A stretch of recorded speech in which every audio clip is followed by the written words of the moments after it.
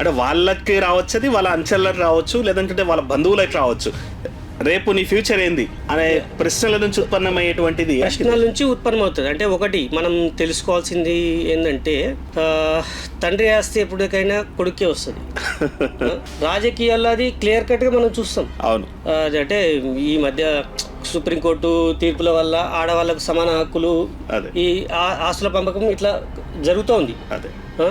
కాకపోతే మనం పొలిటికల్గా చూస్తుంటే మాత్రం కంపల్సరీ తండ్రి వారసుడిగా కొడుకు మాత్రమే కనిపిస్తాడు. మనం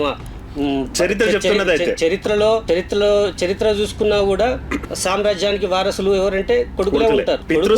పితృస్వామ్య దేశం కాబట్టి అది కంటిన్యూ అవుతుంది. పితృస్వామ్య సమాజం కాబట్టి కొడుకే ఉంటాడు. ఎక్కడో అక్కడక్కడ మనకు గణపతి దేవ చక్రవర్తికి కొడుకు లేరు కాబట్టి రుద్రమదేవి వచ్చినట్టు ఇటువంటివి మనం చాలా అరుదుగా చూస్తాం.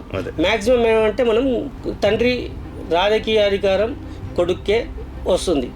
అందులో కూడా మనము బీఆర్ఎస్లో ఏదో పెద్ద ముసలం జరుగుతుందని అనుకోవాల్సిన అవసరం కూడా లేదు. ఎందుకంటే కేసీఆర్ తర్వాత ముఖ్యమంత్రి ఎవరు అంటే కేటీఆర్. కూతురికి చేయలేడు, హరీష్ రావుకు ముందుకు తీసుకురాలేడు.